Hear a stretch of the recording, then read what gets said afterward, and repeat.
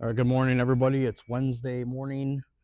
We're about to reopen for the week because we had 2 days off, Monday and Tuesday. There's a lot of stuff to do today, and I'm going to show you guys some updates since the last video. We basically received 8 pallets to process. We still have the 15,000 piece count load that we need to process. We did end up selling the dehumidifiers, so they're all gone, packed up already. This will need to be cleaned up today. Basically, what happened was there was a flood in Milwaukee, and one of the resellers reached out to one of the things that I'm attached to for inventory and asked if anybody had any fans. I said that I had dehumidifiers and I would sell them. So she was actually interested in that, and we made a deal. So now all that stuff's been packed up, but we do have to clean up after where it was. So that's gonna happen first thing when we open and my employees get here. We're kind of low on vanities right now. Like I said, we just got 8 pallets in. I'm going to show you what that looks like. So this double pallet right here has some good stuff on it. There's a speaker, there's a fridge that looks like it's brand new in the package. Here's some cantilever umbrellas. There's a looks like a patio box for cushions and stuff. So this is how these loads come. We don't really know the condition until we pick everything up, but in this case it does look like it's okay. So it looks like it's possible that we're going to make some money on this load. There's a shed, there's some pallets over there. Here's the dehumidifiers. It fit on 3 pallets, so that's going to get picked up today. It couldn't get picked up yesterday because less than truckloads sometimes have delays just because getting on schedule. But yeah, there's some good stuff right there. And then this will probably get out, before Friday. Looks like these came in as well. Here's some Christmas that we are going to process and put out. We're actually putting Christmas out now. We decided with the 15,000 piece count load that we're going to categorize everything and put it into watermelons. So this one's going to have all the ornaments in it, and then all the stuff that we have a high amount of, it's going to go in there. So here's all this right here. Still lots to go. All right, we're gonna go right back here and then show you the back area because we're kind of messy back here. This is to show you like when these loads come in, what it looks like in the middle of processing. I showed you this before. This is the bin of all the garbage from this load so far, and I believe that we're through like 6 pallets of it, so we got like 20 left. We need to get a dumpster for all this right here. This is all garbage that needs to be thrown out. Very hectic week, it looks like. There's some OLED TVs, so hopefully those are not broken. We haven't really been having good luck with those OLED TVs, and I'm not sure, why we keep on getting them broken. But another thing too, you got to watch out for is with these OLED TVs, they got really high retails on it. Unless the customer really understands that it's an OLED TV and it's a good price, those might stay on the sales floor longer.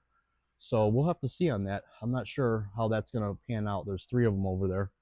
So all this up here, at some point we need to get through it. Those are brand new heaters. We're going to get all that on the sales floor. And then at a certain point, we do have to kind of cut our losses, and we need to watch out for the time because we only have so much time. So I just wanted to document, how things are going. Yeah, we got that sale with the dehumidifiers, but honestly, guys, it's still not enough. Our overhead is just too much. With the whole thing with losing the employees, we are going to save on labor, but what that's going to do too is it's going to mess up our processing speed with everything. and eBay is going to probably have to come to a halt for a little while.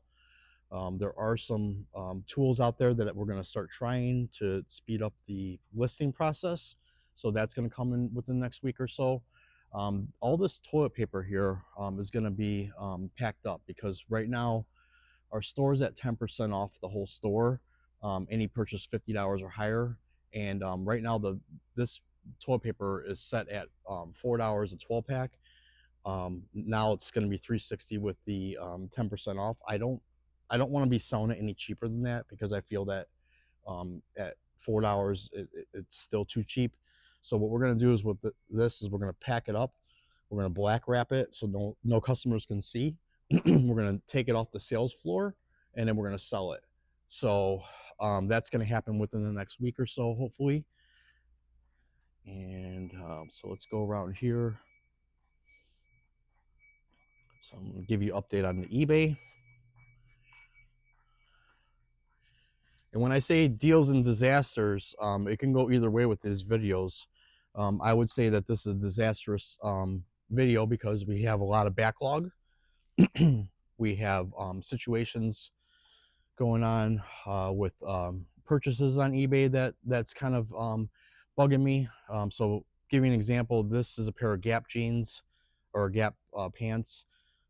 Somebody messaged me through eBay and said, is this new? Is this from Sam's? And has it been altered?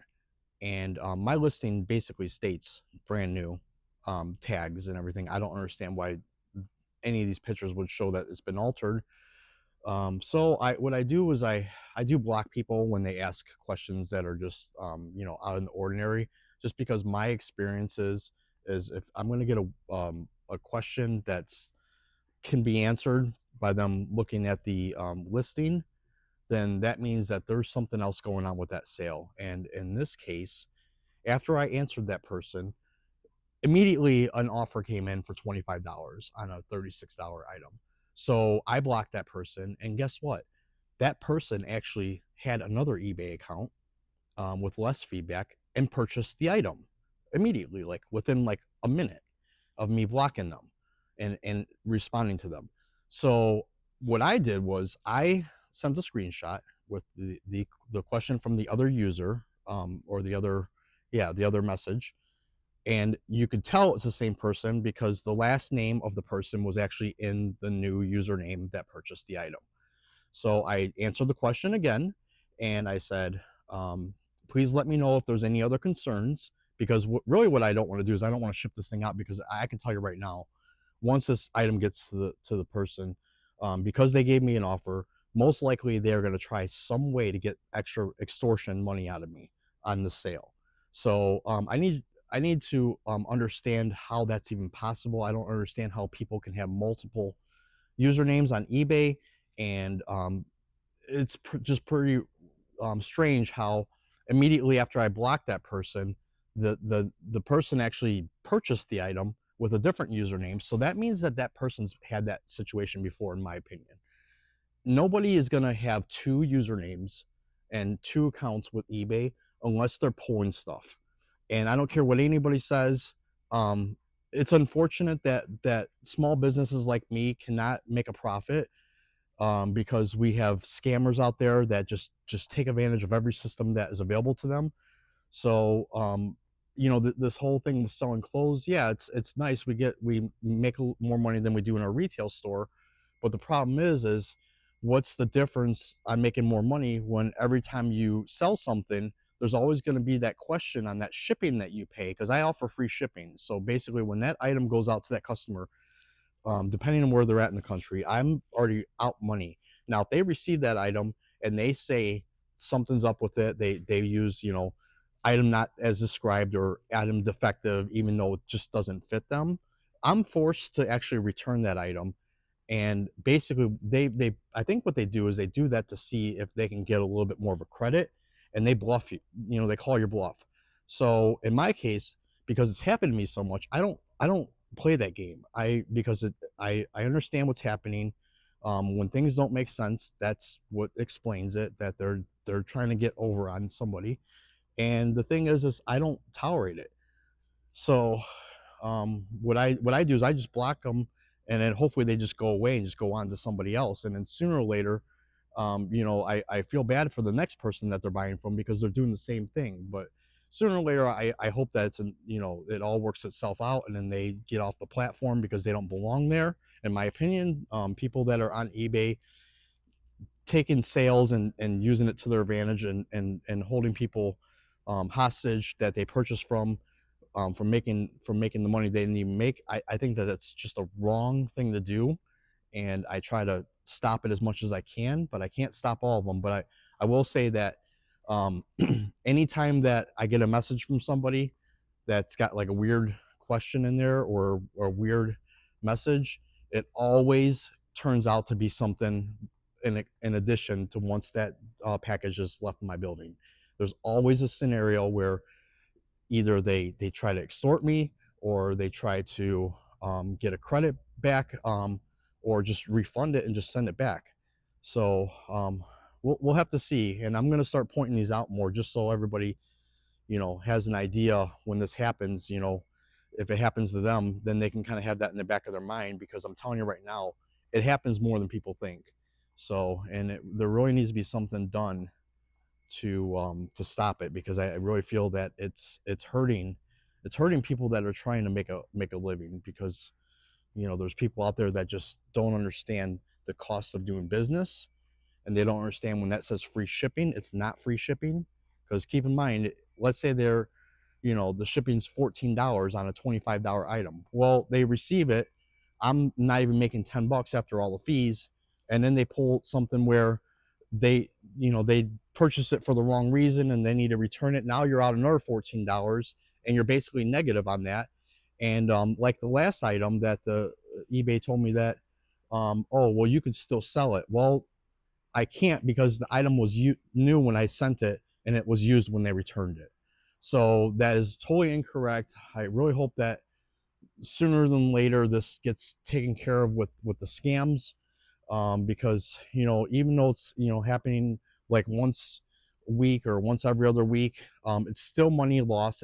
We're still behind. We still need that sale, and every time that happens, it's just frustrating, because it's like all I want to do is just kind of just keep moving here. And every time I'm interrupted by a message that I'm like, okay, here we go again, it really just throws everything out of whack.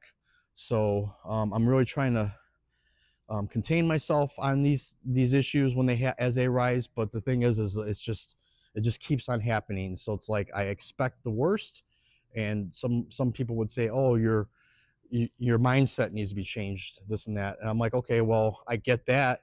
I can try to do that, but the thing is if it keeps happening, what am I supposed to believe?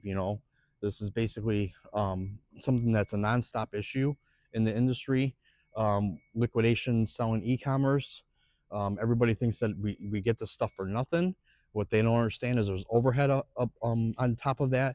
There's employees, there's processing, there's shipping charges, there's boxes, there's tape. All that stuff adds up. So yeah, it's an interesting thing. And we're trying to hold on right now with just a little bit um, available to us. Our cash flow isn't that good, um, and we just need to figure out how to get more capital back into the business, so we can get it to a level where it's not sustainable, but at least we're actually just treading waters, enough to keep everything going until the end of the year. So I'm really hoping that we can make it to the end of the year, and then the whole thing happens that's supposedly happening. I'm really hoping for it, because there's a lot on the line. This is not over either. Once we kind of move to the next step, I mean, we have a whole new challenge ahead of us, is of keeping up with our cost of everything, our overhead. Even though we're gonna probably get out of a huge rent, um, we're going to still have issues, because now we've built the business based on a certain amount of income, sales, and taking away the retail part of it is going to take away a lot of this where we can capture capital by having the doors open. We're going to have to do it more transactions, and we're going to have to do more listings, and the numbers game is going to have to equal out in a larger scale to make up for the fact that we just lost the retail side of it. So I'll keep you guys informed on that. Let me know if you have any questions on things that we're doing right now, or if you have any ideas on what we can do to make ourselves in a better position with what we got. But I think that getting rid of the toilet paper and starting to get rid of all this excess inventory will get cash into the business. It's just right now it's a timing issue. Like, how fast can we do it? Because every day the clock ticks, and then every day more money is due to our creditors. So thanks for watching. Hope you learned something, or hope you won't do what we're doing. And again, if you have any questions, let me know. And I'm not going to do those like or subscribe things, because I mean, it's up to you. If you feel like this is beneficial, I'm sure that you will set up for the alerts to see when my videos come out. So thanks for watching, guys. Have a great day.